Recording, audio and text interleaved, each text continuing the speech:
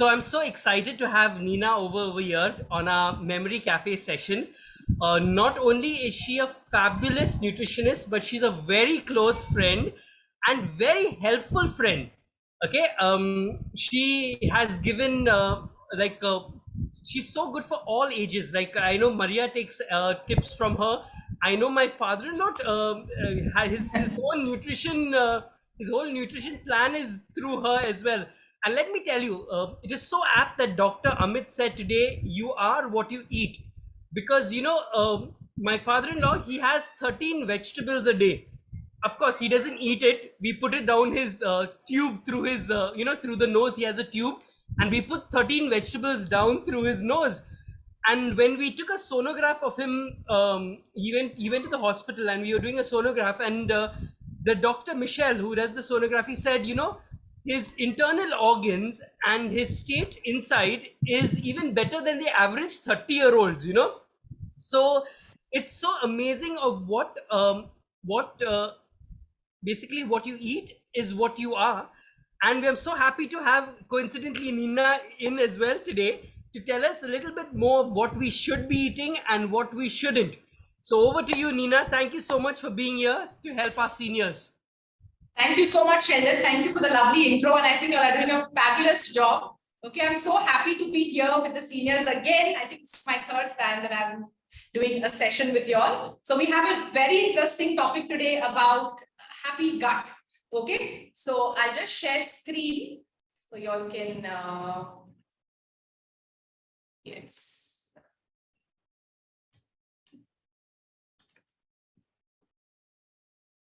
Okay. Yeah, can everyone see the screen? Yes, can you all see the screen? Yes, we can. Okay, good. All right. So can you all tell me, let's have this a very interactive session. Okay, we've got many questions, not some, but yes, many questions, through the group. And I'll definitely see that I address each of these questions at the end of the session. Okay, but we thought we'll have a nice interactive presentation prior to that. So you all get to know, we keep hearing about gut health, but what exactly really is gut health?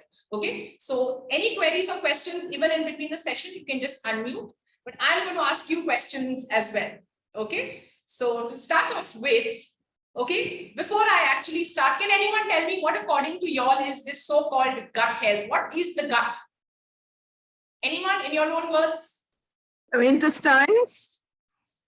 Yes, very good. Okay, so it is basically the digestive system, the gastrointestinal tract that involves the stomach, intestines, and the colon. Okay, so the GI tract is actually full of trillions of bacteria. Okay, and these bacteria not only help us process our food, but also help our bodies maintain overall well-being. Okay, each one's gut is different. That's why some people can digest different kinds of food. Some people are highly sensitive to particular foods. Okay, so it is very important that we keep this gut healthy, and it begins to develop very early in life and is influenced by genetic factors, our age. Okay, like for example, now as you keep growing older, okay, you will notice that your digestive system is not as cooperative as it was earlier, right? You're always having issues with bloating, with acid reflux, with constipation, and you keep wondering, why is this happening to me? Correct? So whether it's stress, illness, environment, medication use, diet, all of these factors play a role in deciding how healthy our gut is. Okay. Now there are times there's this term called dysbiosis that actually happens, where there's an imbalance, where we have good bacteria in our gut and we have bad bacteria, right? So sometimes these bad bacteria take over, and that could be because of reasons of stress. Okay, sometimes when you're sick, when you're ill, being overweight, overuse of antibiotics. Okay, sometimes we just go over the counter, the doctor has not prescribed, but we'll go to the pharmacy and pick ourselves. Okay, we'll decide what antibiotic we want to take for ourselves. So overuse of antibiotics, eating a poor quality diet, all of these factors can contribute to the bad microorganisms taking control, and that's when trouble happens.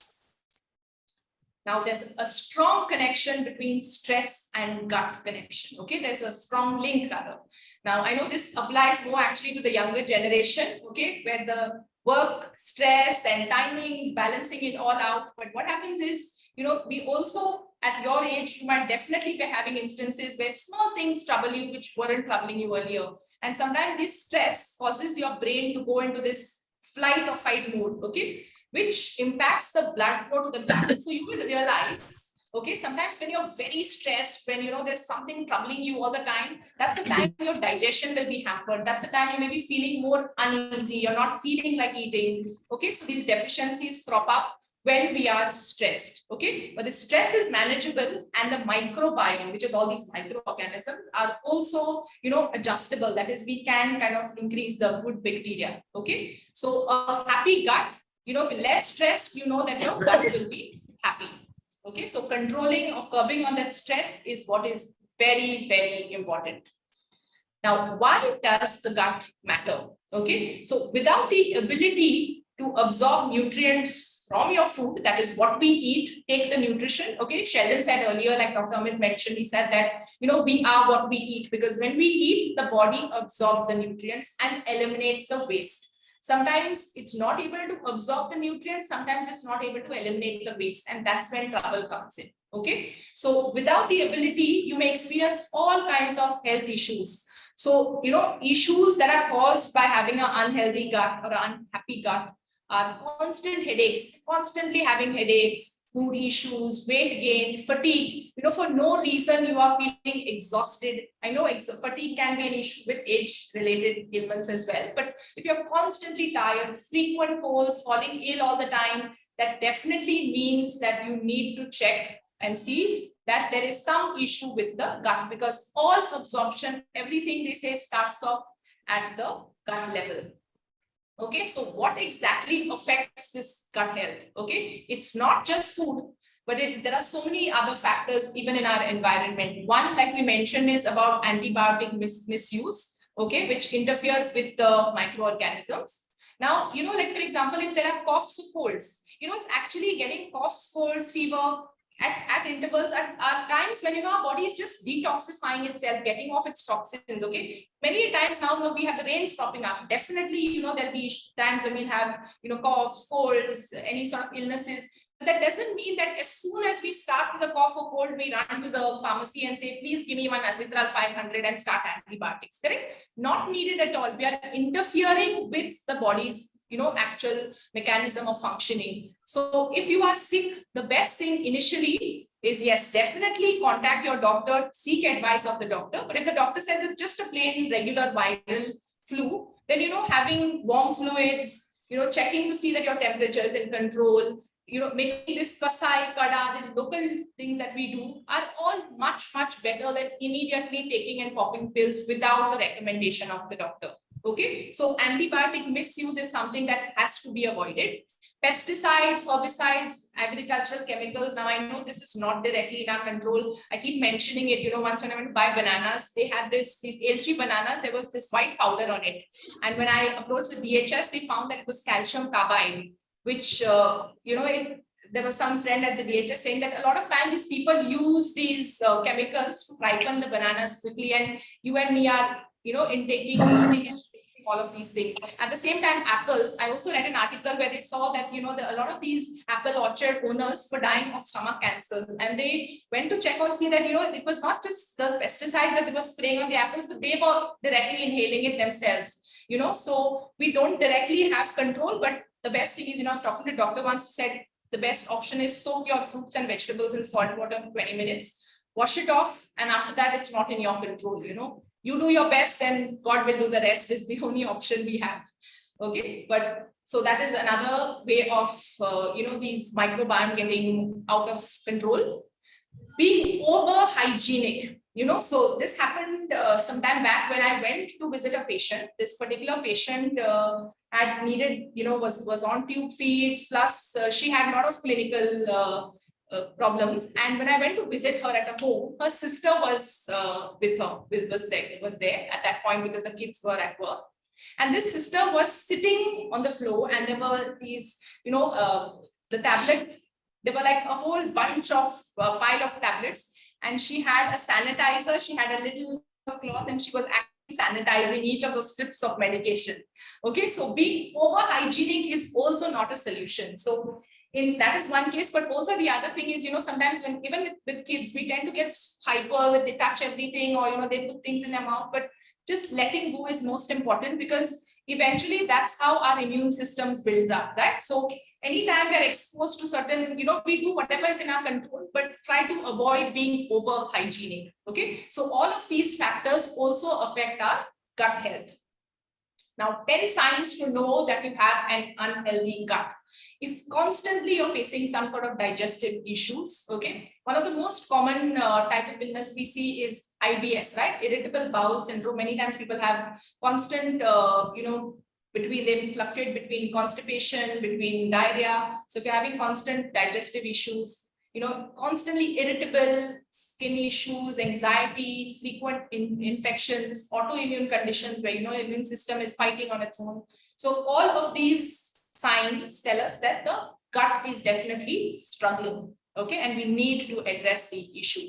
So what are the 10 habits? Now we know, okay, all of these factors have contributed or can contribute to an unhealthy gut, but what do we need to do in order to have a healthy gut? That is what is important, right? So these are a few changes, okay, just 10 simple steps to build up a happier and healthier tummy or belly. Okay, so first priority is get enough sleep. Okay, not getting enough sleep is one of the major concerns. Yes, I know today with the younger generation, it's a big problem. Okay, where a lot of people with social media, but I also realize when I interact with seniors also, either they want to talk to the kids who have time zone difference, or it could be that they are also caught up with, and people end up sleeping very late. And if you don't get at least 7 hours of quality sleep is what is very important. Okay. Another challenge that all of us face today is 7 hours. You might say 7 hours. I just sleep and I take 2-3 hours to fall asleep. But the next question is, do we have screens with us just before we go to sleep? Sometimes we are with our phones, or we're watching videos. There are so many things being shared through WhatsApp, and we're constantly on phone. And what happens is when we do that, the blue light in the brain emits signal to the brain that it's not yet time to sleep. So although we go to sleep, we hit the bed, but the brain is wide and active. Okay. So what they say is 1 hour before. I know it's difficult 1 hour. Okay. But I'll tell you what I can do. So I find 1 hour difficult, but at least 30 minutes prior to sleep time, keep screens away. Okay. And you will find that your quality of sleep is much better, because our liver is the main detoxification organ, okay, that cleanses, detoxifies, and the liver actually functions, does all its role when we sleep at night. Okay, so that's why sleep is very important. Hit up on your fiber. Fiber is one of the main ways of eliminating toxins, through the feces. Okay, our body can't do its job properly unless you're getting enough of fiber to eat. And where do we get fiber from? Can anyone tell me? Vegetables. From Yes, fruit. Greens. Greens, all the greens. Nuts. Whole Very food. good. Nuts. Correct. Nuts, whole grains, fruits, vegetables, all of these have lots and lots of fiber. Dals Stay also. hydrated. Okay. Do all of you drink at least 2 liters of water every day? Yes. Not Okay. too. Okay, 8 Close. to 10 glasses of water is what is mandatory, unless I have to note this point that there are some people who have heart-related ailments and maybe restricted with their water intake, and the doctor will say drink 1.2 or 1.5 or whatever, then those are special cases. But for regular general health, they say around 8 to 10 glasses of water, because our bodies are actually made up of 70 to 75% of water. Okay, so water is very important to help flush out. Okay, it is staying hydrated is one very important way of a healthy gut. Okay, so drinking water through the day. Many a times the stomach just seems to get distended. The body is asking us for water. We think it's hunger. So immediately we'll see anything lying on the table, we'll eat it. So the first thing is drink a glass of water. If you are full, you are thirst. It was thirst. If you are still hungry, then you can go and grab something, then it's hunger. Okay, so many times we just confuse, where we kind of see things lying on the table, we'll have some dabba with some chuda, we'll just open it in between and eat, not even realizing what is. Also another thing is avoid keeping very long gaps, okay, between your meals, in the sense, I'm not talking about intermittent fasting. That's an entire different lifestyle. Okay, where people fast for 16 hours, sometimes 14 hours. That works great for some people. But what I'm talking about, not very long hours, is sometimes. I can't get the Yeah. sound on. Sound is not coming. Am I audible? Yes, you are, Neena. Okay, so sometimes what happens is, we have breakfast and lunch, and then, we keep a very long gap and decide not to have anything in the evening. And then you'll be so hungry late evening that you'll open any possible dabba in the house and everything has gone in. And then you say, oh my gosh, I've overeaten, because it takes 10 to 15 minutes for our brain to realize we are full. And that 10 to 15 minutes is not in your control. So see that, if you have your breakfast, your lunch, have something light in the evening when your body, wants that, so that you can keep your dinner lighter. Okay, so that is important. At the same time, they say our body needs at least 12 hours of gap between your dinner and breakfast. Okay, so that is the reason actually intermittent fasting has gained so much of popularity, is because we have changed our lifestyle. Okay, I'm sure when you all were younger, weren't you having breakfast around 8 and dinner at least by 8:30? Yeah, but now with changed lifestyle, with social media, with all sorts of things, we go to sleep at 11 and 12 and 1, and then people end up opening up the fridge, seeing what's there to eat, and that's what has caused a lot of all this trouble that we are facing, and that's what's troubling the gut the most. Okay, so these are important points. Feast on fermented foods. Okay, so fermented foods, whether it is idlis, dosas, okay, whether somebody has mentioned in one of the questions about kombucha. Have you heard about kombucha? Yeah, that's a fermented drink. Again, it's made with SCOBY, the starter culture. Okay, that is also. Then we have kefir. We have so many, fermented drinks. Any of these basics, even our local Goan sannas are fermented. Okay, so anything that has fermentation basically is again going to be having good organisms that will feed or keep the microbiome in good health and tip-top condition. Okay, so fermentation of foods is important. Eat calmly and on schedule. Okay, so like we've already spoken about stress. Sometimes when we are so stressed, the body goes into this fight or flight mood. No, so try and be calm. Try and sit and eat. And sometimes we are trying to concentrate on something else, trying to eat alongside. Sit down, eat your meals calmly and in peace. Resistant starch. Okay, so technically classed as a type of fiber. It is named because it resists digestion. Can you all give me some examples of where do you all think this resistant starch comes from?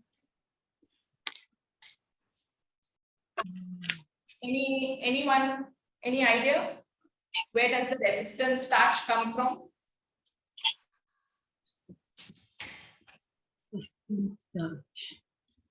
Yeah. So basically it comes, it's a feast. It's the fiber is basically a feast for the bacteria. So if you see pulses, okay, do you all notice that quote outside the pulses? All pulses have that little the external coat of pulses, okay? And whether you have even nuts, whether we have garlic, we have onion, okay? All of these, or bananas, all of these fruits and veggies, this so-called fiber that we talk about, okay? We have soluble fiber and insoluble fiber. So soluble fiber is the fiber, like for example, an example I'll give you is an apple. The inside of the apple is soluble. So when we eat it, it digests, whereas the external part of the apple is insoluble fiber.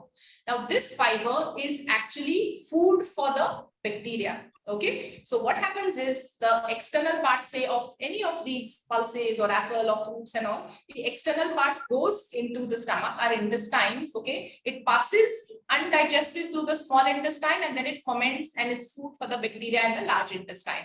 So those bacteria feed on that fiber and in turn thrive. Okay, so that's how, if we keep increasing the good bacteria in our gut, they will in turn attack or keep the bad bacteria away. Now, the only unfortunate thing is a lot of time for apples, we tend to peel it off and eat it, no? Because of these so-called things of we don't know whether pesticides have been sprayed or whatnot. But as far as possible, other fibrous foods, keep including. Can you give me some examples of good fiber foods? Pulses. Yeah. Pulses. Oatmeal. Oatmeal. Yes.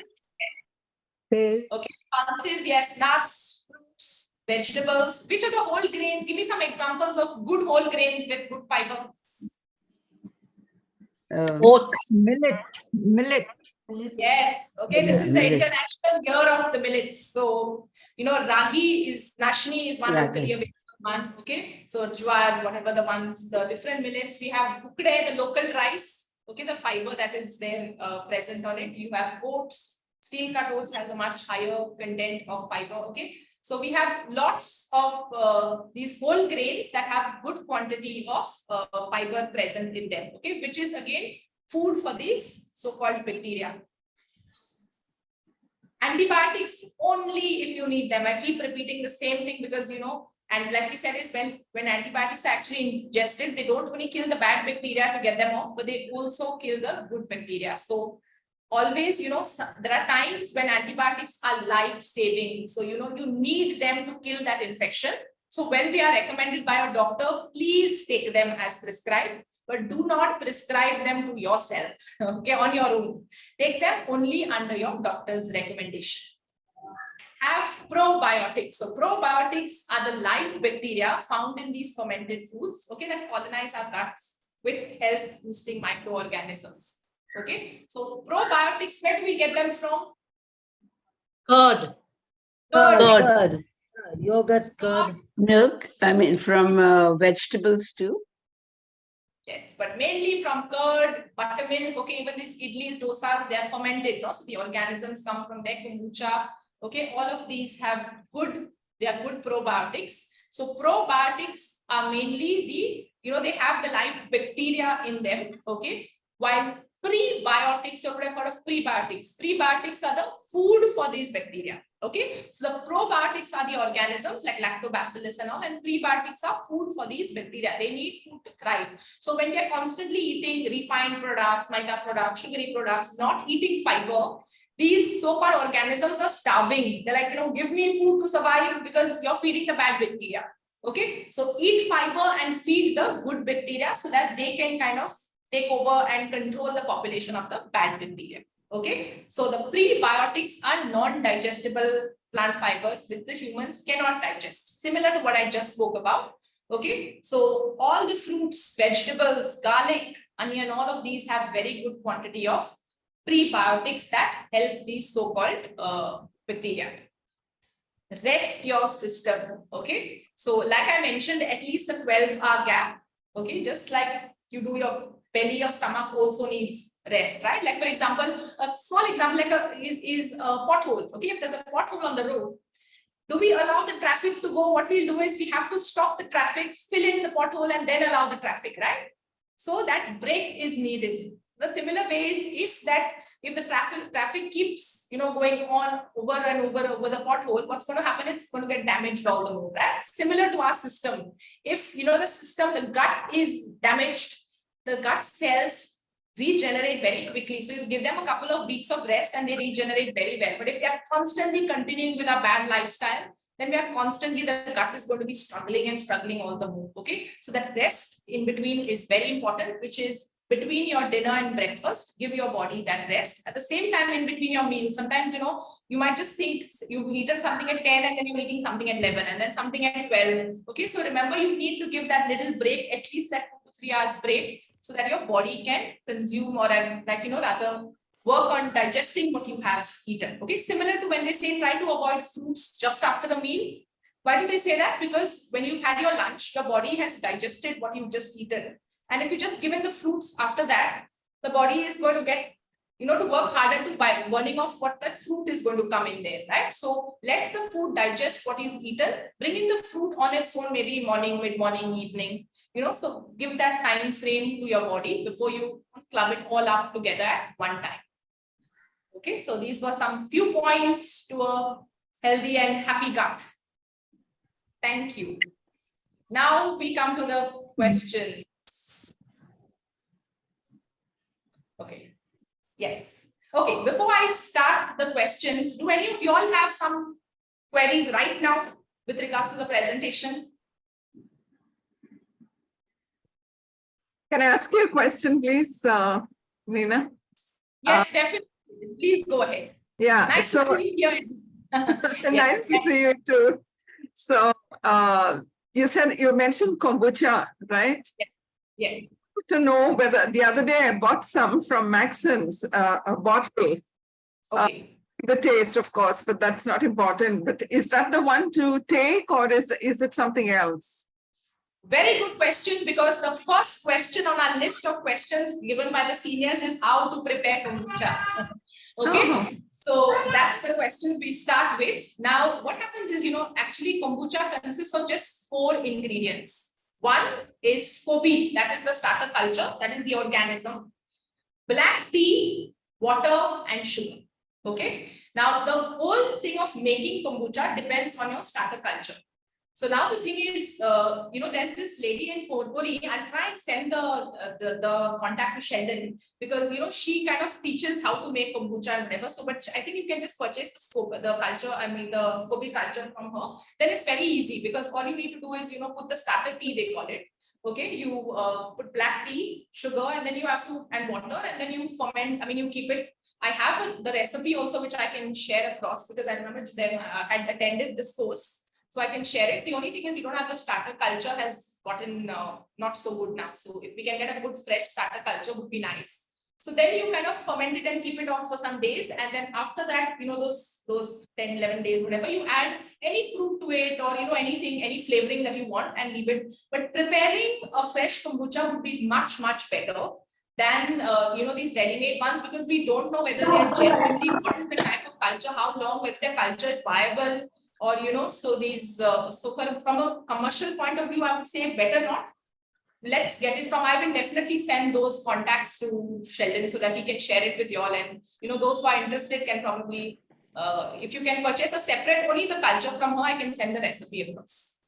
Okay, so then you all can make kombucha. But I actually started it once, but I just didn't have the time to continue. So, I mean, if you all can do it, would be great. Okay, so that's one thing. Okay, the next question somebody mentioned was, I have acidity since 30 years. Okay, colon cancer since 9 years and still have acidity. So what is the solution? Okay, now our stomach produces acid at certain intervals. Okay, so what happens is our lifestyle has a lot to do with it. When we have very long gaps and this stomach produces acid and we've not had a meal, it gets pushed up, and that's when you feel that reflux, correct? At the same time, spicy foods, oily foods also trigger acid reflux. Also, what triggers acid reflux is, stress, okay? Anytime people who have issues of acidity, let me know if you've experienced it. There are times when you're highly stressed out, there's something troubling you, and the body produces more acid, and that's time you're feeling more bloated, uncomfortable, acidic. Okay, so curbing on these lifestyle makes a huge impact on controlling acid levels. Okay, the whole thing is to try and create your body and keep it as alkaline as possible. And how do we do that? First and foremost, see that you are eating your meals regularly. So when you eat your meal, you've had a break, the next meal, then automatically, your body is digesting and breaking it down. The acid is not getting pushed up. Second thing is, see that you are drinking adequate water to help flush out. Okay, at least 7 hours of sleep. Sometimes, yes, for seniors, as we grow older, the sleep patterns tend to change, the amount of sleep you need, but at least 6 hours in your case is what is very important. Exercise, at least 30 minutes of a walk, mandatory. Okay, again, some of you all may have physical challenges, and then you have separate exercises, fair enough, but whatever exercise, at least 30 minutes of exercise is important. Then we have our kitchen remedies, okay, as we call them. Have you heard of ajwain? Yes. Ajwain is carom seeds. If you mildly roast and you can powder it, keep it in a little jar. You can mix a teaspoon of it with a pinch of black salt, kala namak they call it. It's alkaline in nature. So if you have a teaspoon of this in a glass of water post your meal, okay, it will kind of help digest, or it will increase gastric emptying. So will kind of slow down, will help with digesting your meal. Also, we have jeera water, body shape, soft water, okay, where you either boil a teaspoon of jeera body shape with 2 glasses of water, reduce it to a glass, strain and drink. Or the next option is infusion, where you take a teaspoon of jeera or body shape, put it into a glass of water, leave it overnight. When you wake up in the morning, mildly warm, strain and drink the water, or just strain and drink the water. Okay, so these are excellent aids just to help kind of keep the body. If you have a glass of jeera water in the morning, body shape at night, just to keep the gastrointestinal tract clear. Okay. Also, another excellent detoxifying agent is ashgard. Have you all heard of it? It's called Kuala and Konkani. Yeah. Have you all heard of it? Yeah. So how do you consume it? In fact, I've been trying it with a few patients in the last few days, and they've said they've got excellent results. Okay. So how do you use it? You basically cut it, peel it, cut it into small cubes. Okay. Blend it in the mixer in the morning. This has to be taken on an empty stomach. Blend it in the mixer, strain as much as you can. 1 glass of that juice works extremely well as a detoxifying or as a cleanser. And 2 hours later, you can start and have your breakfast or start your day with your meals. Okay, so ashwagandha, if you can get the local one, would be excellent, but it is excellent as a cleanser. Read up on it as well. Okay, but it is, I think earlier people used to make halwa and sweets and things like that out of it. Okay, peta, I think it's is the sweet, but it's an excellent cleanser. So ashwagandha, for those who have any digestive related trouble, okay, that's one important vegetable which will be very helpful. The next question. When is it the best time? Okay, Olivia, I think has a question. Yes, Olivia. Thank you for taking me in now. I just wanted to know, you said have ajwain, roast Ajwain. and grind, and then Yeah. add 1 teaspoon of that into water and drink Yes. it when? When do I Post your drink meal, it? ideally post your lunch, because that's the time we have a good meal, no? Either post lunch or you can have it in the evening also. If you have Okay, no thank pressure you. related ailments, you can put a pinch of black salt. Thank you very much. All right. Now, the next question, when is the best time to take our daily vitamins, okay, B, C, D, E, K, and iron supplement? Okay, what are the combinations? Okay, this is a good question. So obviously, you know, there are times your doctor take it as prescribed by your doctor, but just a little knowledge with regards to vitamins. We have 2 groups of vitamins, water soluble and fat soluble. Which are the water soluble vitamins? Can anyone tell me? Vitamin C, See, Yes. And C and B, I think, is it? B, very good. Vitamin B and C are water soluble vitamins, which means you just take them with water and they are absorbed by the body. And which are the fat soluble vitamins? A must be one. A and E. And A, E. D, E, and K. Okay, A, D, E, and K are the fat soluble vitamins. Okay, now why is this important to know? Is because, you know, sometimes the doctor will say have your vitamin D post breakfast or post lunch or with milk, and there are many patients who sometimes first thing get up in the morning and take their vitamin D, but the vitamin D will not be absorbed. The reason your doctor has told you to take it with after a meal is because it's a fat soluble vitamin, which means the fat in the food is what is going to help absorb that vitamin. Okay, so that is important. The next thing is, yes, so vitamin B, C, A, D, E, K. So take it as prescribed. Many a times you'll take a multivit with all of it together, right?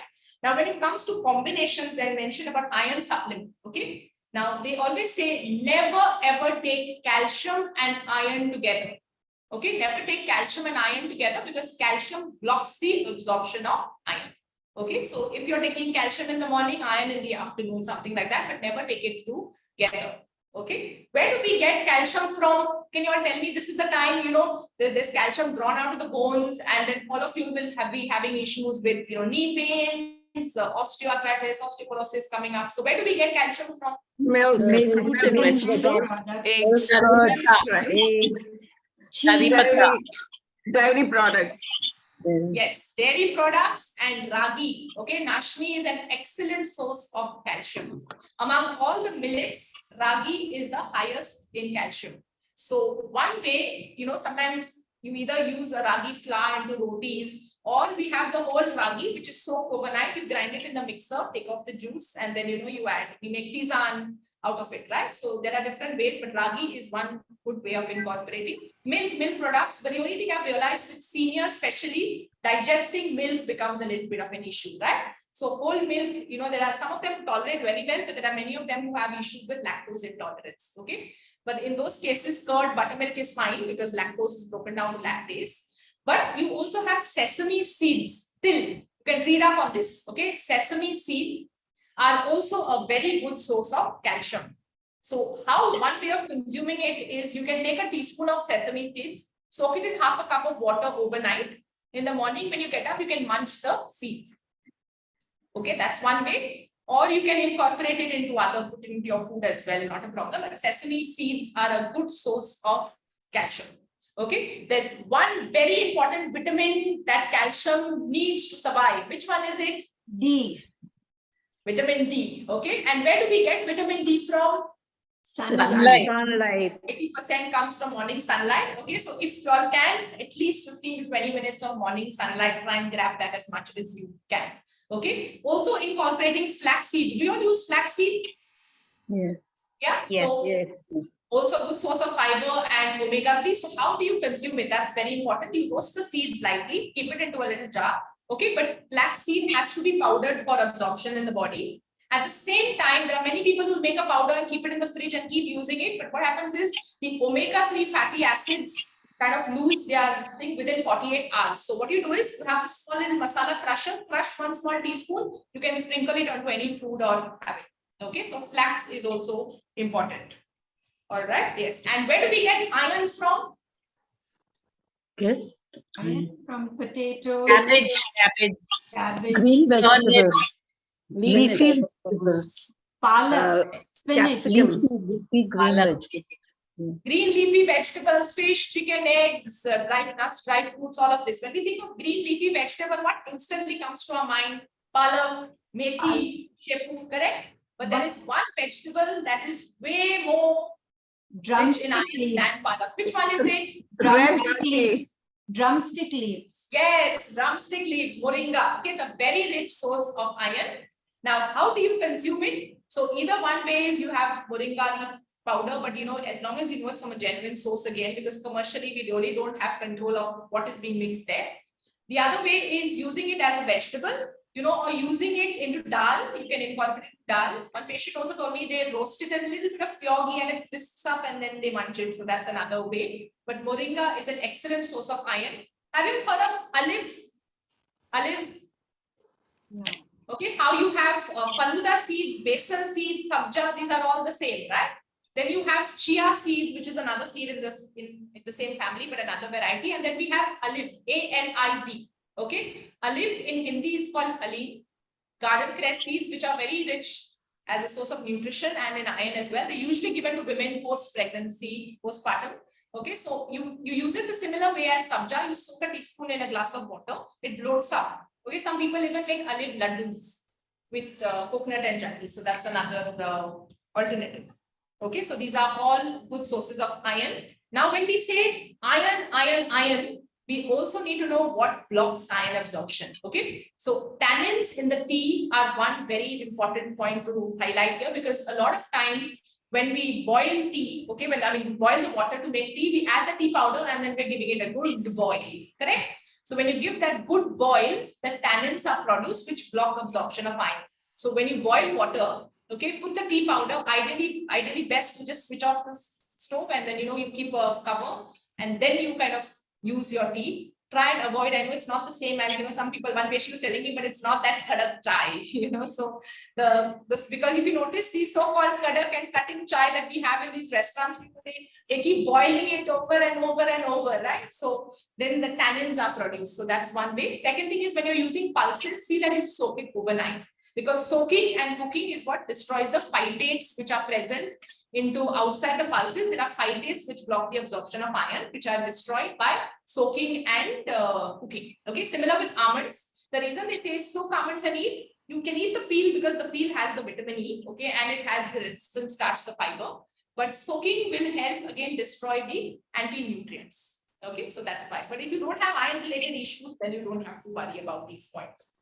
Now, what foods can we eat to supplement dairy and its product if one has IBS, irritable bowel syndrome? Okay, because the two points that, the two factors, one is lactose in milk and one is gluten in wheat. Okay, a lot of times we hear of gluten-free, it's more of a trend, but if your body can digest the gluten, if you eat chapatis and you're fine with it, you have nothing to worry. But there are some people who eat chapatis and feel very bloated and very heavy. And that's when, gluten and lactose come into picture. Okay, so what is the replacement? Yes, one way some people use almond milk, but I have to bring up this point here about almond milk is when you go to the store to buy almond milk, okay, do you think it's the same price as regular milk? No. It's at least 3 times more, right? At the same time, if it's a genuine almond milk, it's okay if it is 3 times milk. But unfortunately, the highest percentage of almonds I have seen in 1 liter of a box of almond milk is 5 to 6% of almonds. Correct? I've mentioned this before as well when I've spoken to you all. So we wonder what is present in that 1 liter, right? If it's 5 to 6% of almonds, it's water with a little sugar. What else is there? Correct? So if somebody really wants to make an almond milk, the simple recipe is you take 1 cup of almonds, soak them overnight. 1 cup, use 3 cups of water, blend it in the mixer and then strain, and you can get the almond milk that you can keep in the fridge for 2-3 days. The same time, there are some people who use coconut milk also. No, they just chop coconut, blend it up with water, strain, and then put in the fridge. So that these are ways. Then, as I mentioned, using sesame seeds, using ragi, all of these are good options of getting your calcium as a replacement. If you cannot consume daily. Okay. So yes, somebody said I couldn't drink cow's milk, but I can drink buffalo milk. Now the only difference basically is buffalo milk is much higher in fat as compared to cow's milk. Okay, so the percentage of fat is more in buffaloes as compared to cow's milk. Okay. Yes, my husband can have kefir, which I make at home. I cannot have it. I have a veg probiotic. Okay, is this probiotic effective? Now I'd like to tell you all, with this whole thing of gut health, there are so many products coming to the market and they are marketing them right, left, and center. And sometimes we fall prey to just ordering stuff which is not really needed. Yes, Edith, you have a doubt? You can just unmute. Just wanted to ask you, what about this A1 or A2 milk or whatever that is being sold? And there is this farmer who said that, and he's a reliable farmer, everybody knows him, Nestor Rangel, you must have heard about him. Yes. A2 milk, cow's pure A2 milk. Now, is that something that we should have? Because milk is being demonized everywhere now. Something that was supposed to be very good. So should we buy? Correct. So because what happens is, what the regular milk that we purchase is all A1, no? It's all A1, whereas here the digestible source of casein, that's the whole thing of the digestible part, the protein is what they are promoting. So if you're getting it from a source, from a farmer who has, who's known generally, I think Nestor's doing it, even Neville Norona and all are doing it at their farm as well.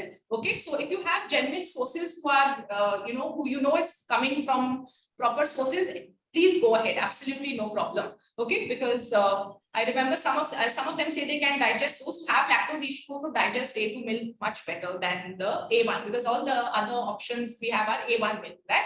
So if it's coming from genuine sources, definitely go ahead, not a problem. Thank you. Thanks. Yes, you're welcome. Now the next question, yes. So somebody mentioned about having this veg probiotic. So like we mentioned is, when you're having, whether it's idli, dosas, appams, whatever these, items that we make fermented, okay, even if it's sannas, whether it's kombucha, all of these we know are genuine probiotics. So if we have so many options already, okay, we don't typically, even pickled vegetables and all, even the pickles that we make actually work as probiotics, right? So the only thing is, so don't go and fall for these products that have these so-called, supplements with probiotic added and all of this. Like somebody mentioned also about postbiotic. Have you heard of postbiotic?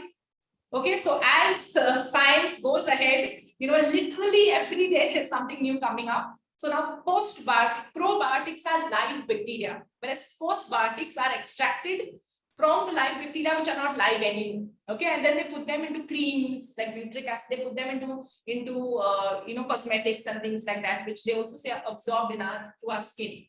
Okay, so preferable to stick to natural sources as much as you can. Don't fall prey to all those so-called artificial products. Okay, then because anything that has also another good point is anything that has a very long shelf life is not great for our bodies, right? Like for example, there's a lot of youngsters fall prey to this. So these so-called, food bars, protein bars, food bars. Okay, they use it as an advertisement, as a replacement for thali. Your rice, curry, fish, vegetable cannot, it cannot be equal to a protein bar, which may give you 20 grams of protein, equivalent to 100 grams of fish giving you 20 grams of protein. Not possible, because that bar will have nuts and oats and everything, but they say added sugars. Okay, oils. We don't know how many grams of added sugar. We don't know what is the oil. Plus something that is lasting for 10 months and 12 months is not going to have its nutrition in place, right? So anything that has a smaller shelf life is what will keep your gut very happy and healthy. Okay, so don't get fooled by all those products. Now, examples of prebiotics and probiotics. Okay, prebiotics we said are the fiber, no? The food for the probiotics. So prebiotics are all foods that have fiber. The highest ones when you check is garlic, onion are good prebiotics. Bananas, most of our fruits and vegetables are prebiotics because they all have fiber. And fiber is basically food for the probiotics. Okay. So probiotics, we already said curd, buttermilk. Okay. You have kombucha, you have idlis, dosas, sannas, utappas, appams, and lot of different options. Doctor, what about this? Doctor, what about this probiotic Yakult? Yakult, yes, Yakult is also fine, not a problem at all. The percentage of the sugar content also, they say if you have it in small servings, it should not really be an issue. But Yakult is also another option. But from our homemade ones, if you can stick to, then you don't really need to use Yakult if you have all these other options. Okay, but otherwise, And Yakult is Doctor, another one, fruit yogurt, milky mist. yogurt. So I can't really. Fruit yogurt. Fruit yogurt. Okay. So yogurts, okay, now that's a good question because when we come to yogurts, okay, now the only thing what they say is these fruit yogurts, try to avoid the ones that we get ready-made because if you see again, they have maybe around 8%, sometimes 12% of fruit. But a lot of time the added sugar quantity is a lot, okay? So we have no control of what is the sugar content. So rather if you take, a plain yogurt and you put fruit of your choice and blend it up, okay, it'll be a much better option. You can add some honey because like for example, strawberries, I know we don't get it right now, but in the summers when we did get it, okay, the strawberries we get here have its sourish, right? So when you blend them with curd, it doesn't give that sweetness.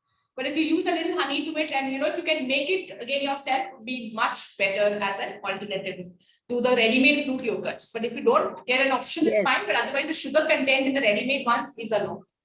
They're very sweet. Yeah. Thank you so much. Okay. Is the one pot garlic, I'm Dominic, is the one pot garlic more beneficial than the onion garlic? Okay. Depends really. Now, the only thing I would advise is, if you don't consume it raw, one pod of garlic, you said, no? So yeah, because 1 to 2 pods, they say the only thing is try not, because, there are many people who when we say about this prebiotic, that's a very good question he brought up. Could I mention this?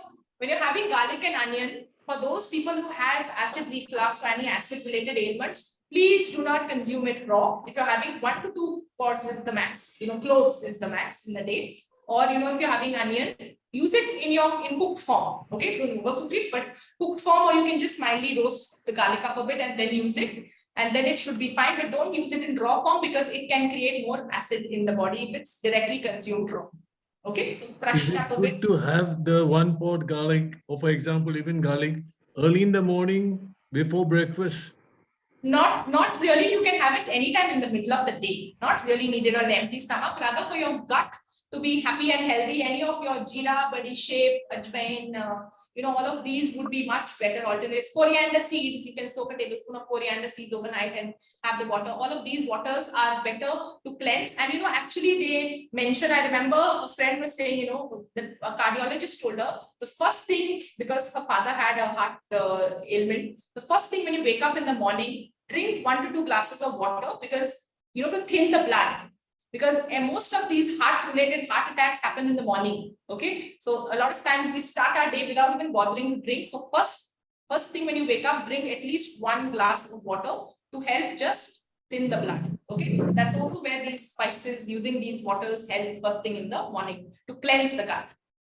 And what about haldi powder?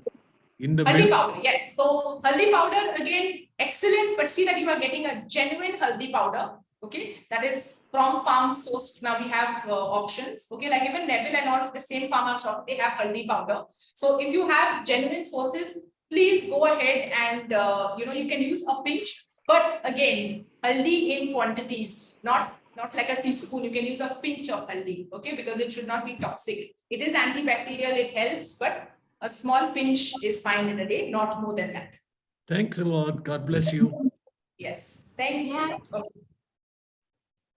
Yes, Baba, you'll have to unmute. The memory cafe. You can't see me maybe. Yes. Okay, yes, tell me. Yeah, some of these packaged fruit juices, they say no added preservatives.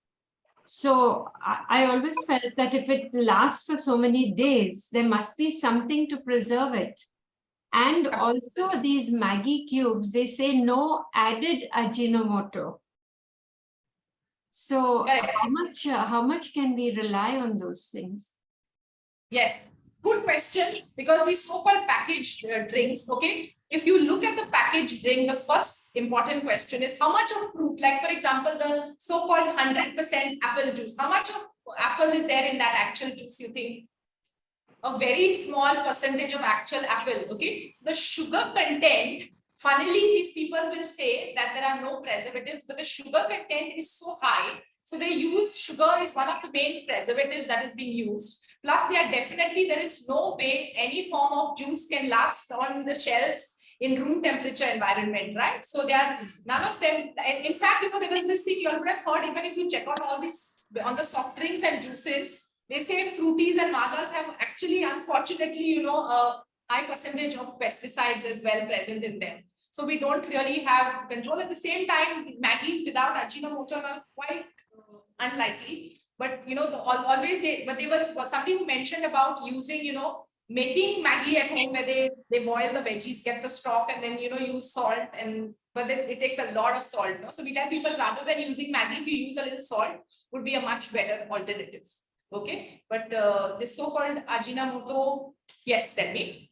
And one more thing about these fermented foods. Now, idlis, dosas, the fermenting agent is udit dal, right? Yes, correct. And then you ferment it. What about breads now? Bread is usually yeast fermenting. Yes, but now if you notice among the probiotics, sourdough, you have heard of sourdough bread? Sourdough, yes. Yes, so sourdough bread is again, so how do you make, what is the starter culture? Now what happens is when we are making bread, okay, if you use, for example, toddy, excellent probiotic, okay, but unfortunately commercial, most of the pounds we get are with yeast, no? So whereas in sourdough, how do they make the culture? There was one of my clients when he was making the sourdough, and she was saying it literally feels like feeding a baby each day, because you're taking flour and water, you keep on feeding the culture each day to create that culture, and then you use it. So again, excellent probiotic. So there are so many different ways. Also, another thing is, today it's the fats, like when we're using the oils, okay, they say the cooking oils we use, the only two fats we have to completely avoid would be dalda and margarine, okay, and I'm sure all of y'all will say we don't use it in our kitchens, but where is it rampantly being used? In ready-made foods, I guess. Yes. Yeah. Pastries. In bakeries, yes. Bakeries. Exactly. Okay. So I remember, in some of the companies, in one of the companies when I went to Vietnam, I went to see where the food was being made. And that particular day they had biryani on the menu, and they opened 3 packets of dalda and were frying it up to fry with biryani. Those 4 employees will be enjoying that biryani, having no clue what went in. Okay. At the same time, palm oil is being also used so rampantly because of the flavor and cost factor, which is also we need to be. So we have, we eat out once a week, absolutely no problem. Once a week, twice a week, take a break. But that regularly, a lot of times we are falling prey to Swiggy, Zomato, okay, and we have no access from where this is coming from. So if you need it on particular days, it's fine, but try and not make it as your lifestyle. Okay. That's and what is the best cooking oil you would suggest?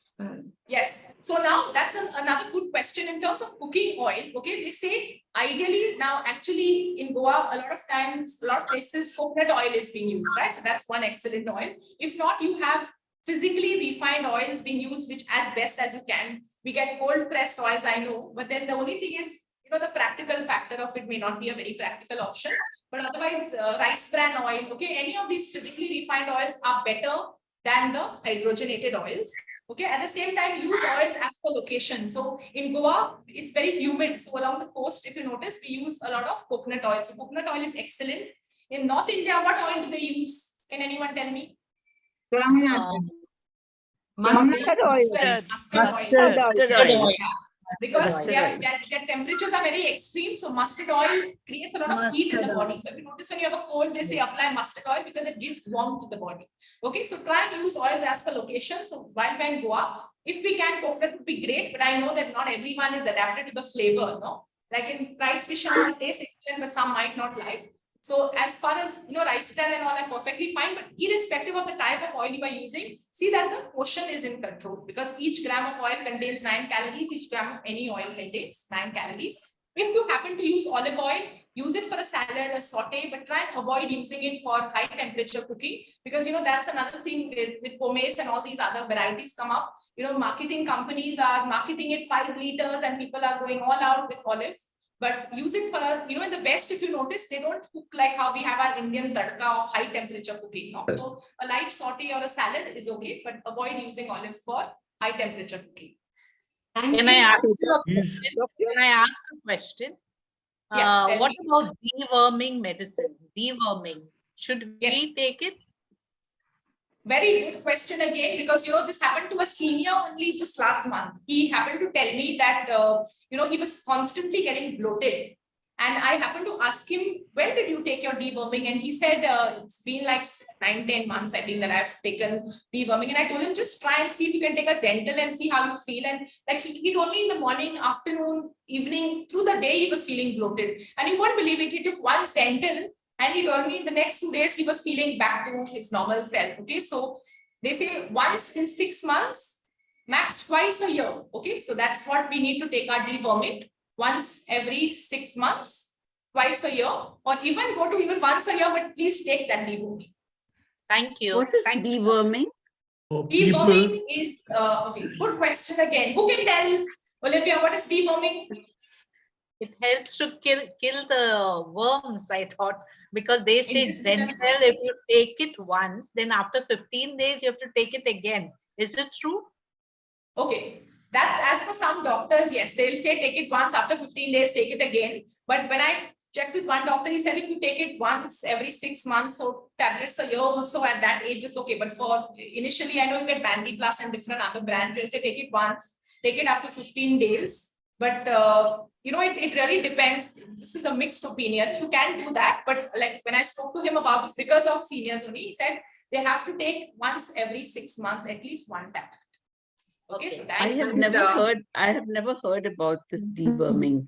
okay. Is Zental is the most common one. Okay, they concentrate a lot on it for children actually. So when the kids, we are always concentrating on deworming for kids. Okay, but they say the whole family should actually be dewormed. So Can I ask you about deworming? The Zental has to be taken at night before going to sleep or morning? What? Okay, Nice. now that's another good question. Ideally, okay, you can take it at night post your dinner, but it doesn't really have a fixed time to deworm. And there's no thing, as olden days used to prefer taking it on weekends or think that you will get diarrhea after that. None of that happens. But post dinner is where you can take it, not a problem. But otherwise, the time frame is doesn't really matter. Shouldn't be a problem. What about this castor oil which is given to clear the stomach? What is Olivia? Yes, Olivia, tell me your question. for older Olivia people, hasn't heard of deworming at all. no, we've never done this because in Canada, no, not even a doctor has told us about it. So I have no idea what you're talking about. Okay. Good to know. I didn't know because but here again, the whole focus is really on kids. Huh? But then, when they actually say that the thing is, we all live as a family, no? So that's why they say the family should be dewormed once in 6 months. You can read up on it. Okay. So deworming is albendazole is the ingredient and it comes in different brands. Zental is one of the most common ones. Okay. So Nina, could I yes. ask about this castor oil? Earlier, they used to give castor oil to clear the stomach or purge this. And nowadays, doctors say not to have it. So Yes. Yes, it's not really recommended nowadays. Also, I remember one senior telling me about enema. Would you all be given enemas when you were kids? Okay, so in fact, no, this lady. So I had gone to give a talk for senior citizens only to this retirees group at bank, and this one particular lady, she was very bold. She got up and she said, you know, enemas are what were done in the past, along with this castor oil thing, and which doctors don't recommend. But she said, which enema is not the enema with, you know, adding in medicines and all of that. It is just a warm, it's just a regular room temperature water enema. Okay, where they say that it just cleanses the whole colon. So what one does is, you know, they have those enema bottles, right? They fill around between 3 to 500 ml of water, and then they use this they use this enema, and she says it just cleanses the gut, and she says if you do it even once a week, you feel a sea change. Okay, so you know, I mean, our generation hasn't really been exposed much to use of enema, but I think all of y'all might connect well. Were you all using enema, water enemas when you all were young? Were you all given it? Yes, yes, a lot. For delivery. Exactly. So she recommended, she said, you know, I always tell them, I always learn at every session I go, and she said, please tell this to people, you know, to get back to doing these water enemas, because so many times these toxins that accumulate over the period of time can just get flushed out with these. It's just a plain water enema. So if somebody's having constant constipation and you want to give it a try, please go ahead. Okay. But it's a difficult exercise. Yes. Do it for you. When we were yes, fine, the mother used to do it, but now? Correct. So that's my question. I asked her, I said, if you want me to tell people to do this, how do I tell them to go about it? And she says, you know, you get the container with the while you put it up on it has to be at a higher level as your butt. Okay. But it's very difficult. I know, not really easy. She says, just go online, you'll see videos, and it definitely makes it easier. So if anyone can, but I know, to be honest, I don't know how easy that would be. No, it's not. Yes. You get it at the chemist also now. It's a yes, little you get it at the chemist. Yes, and also online there are many options, but yes, getting it done is not an easy task. Don't worry, next week we won't give our next SOS as making an enema. Okay, I'll just finish this last question that yes, I think just last two questions, and then we can so we see on time. What diet should I follow if I have fatty liver? Okay, what foods to eat and what foods to avoid. So for fatty liver, again, how does fatty liver actually happen? The liver is our main detoxification organ, right? So over a period of time, okay, with our lifestyles, with, you know, eating late and, you know, with eating the type of foods, what happens is the liver keeps accumulating, this fat keeps accumulating. And when it's not able, you know, the whole cholesterol, absorption, sugars, it's all connected. The liver is where the main detoxification happens. So lifestyle is where we need to go back to, lifestyle change, if we need to target this fatty liver, which is meals on time, adequate water intake, adequate sleep, exercise, okay? Minimizing on these refined sugar products, maida products, you know, which don't have fiber. So I know sometimes we all like to eat, you know, whatever we do, like whether it's chocolates and pastries and, you know, so ice creams. And I never tell people, I tell them we live life once. So I will never say keep this off forever. You know, you can definitely enjoy chocolates, ice creams, pastries, and all of this, but quantity is important. If you have a scoop of ice cream, nothing's going to happen.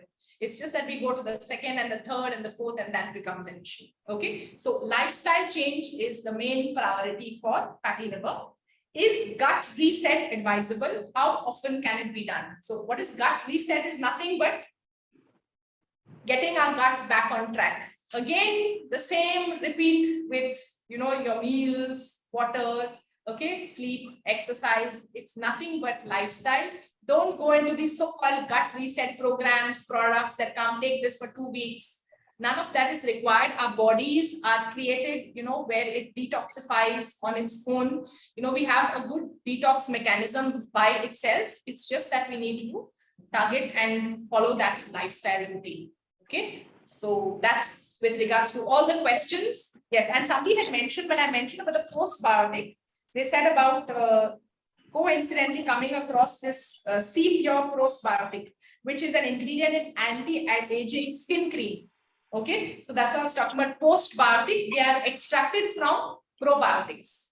Okay, but this is where all science is going ahead. So these are all the questions that you all had asked. Any more Yeah. questions now? Please go Yeah. ahead. My that question was about moringa Yes. leaves. Can Yes. they be eaten raw, like in salads? Okay. One, they can, but you know what, I would advise not to, because I don't know how great, you know, how your body digestive system would adapt to it. So best way is, if even if it is used raw, how they use it is they dry it out, and you know, they dry it out in shade usually, and then they powder it. Okay, they powder and use the powder. That is one way. Or the second way is you use it into any cooked vegetable, but don't just overcook it. You know, once you prepare your dal, as it's just getting ready, you can drop in some leaves, or you can mildly roast and consume it. But raw by itself, your digestive system may not adapt very well. Okay, thank you. Doctor, now cold pressed oil is Yes. refined oil. Now, refined oil means all the goodness of the oil is taken away. So, what sort of oil should we have? Okay. Okay, good Cold question. pressed. Cold pressed oils. Okay, Yes. now the reason they're gaining so much of popularity is because the so-called oils we've been using over the years are the refined oils, right? What is the meaning of refined? Is they are exposed to high temperatures while processing and being used. Whereas cold pressed, another client is telling me they actually got this little machine at home where they use sunflower seeds, extract sunflower oil. They use groundnut seeds and extract groundnut oil. Okay, so cold pressed oil is where no heat treatment is used, right? So they are natural. But at the same time, they say try to avoid heating them. You will notice when you use cold pressed oil, when you're frying, the smoke point comes, right? So it gets very smoky. Yeah. So cold pressed oils are excellent, no doubt. But only thing is the practical fact of using it regularly, which is a little bit of a challenge. Okay, so that's why even this physically refined that we get, or even the coconut oils. Now, you know, when we have coconut oil, you have extra virgin coconut oil gaining so much popularity. What is the difference between coconut oil and extra virgin coconut oil? Can anyone tell me? It's the same thing actually. So it would be cold pressed? And cold pressed oil and yes, actually, extra virgin coconut oil is made from fresh coconuts. Okay. Oh. Extra virgin coconut oil is made from fresh coconuts, while the cobre what we use is made from dry coconuts. Okay. Okay. So that is the main difference. But otherwise, in terms of cooking oils, okay, so like we mentioned, so if you can cold press, great. If not, again, now, you know, for marketing sake, so many brands are coming which we have no clue on their genuineness, you know, of how genuine they are. So best to, you know before we actually consume. But refined oil has all the goodness of the oil, suppose groundnut, all the goodness of groundnut taken away, all the goodness of coconut taken away. It's just refined. Yes, correct. Plain oil. Yes, absolutely. So because of the heating temperature, so that's the reason they say cold pressed are excellent. But if you know genuine sources of cold pressed oils, nothing like it. So that would be good. Or even coconut oil, if you can, would be excellent. Yes. Otherwise, second option would be these physically refined ones that we get available. I'm so sorry. I'm going to butt in, but let's give a big round of applause to Nina for being so patient with us. Thank you so much, Nina, for your time. My pleasure.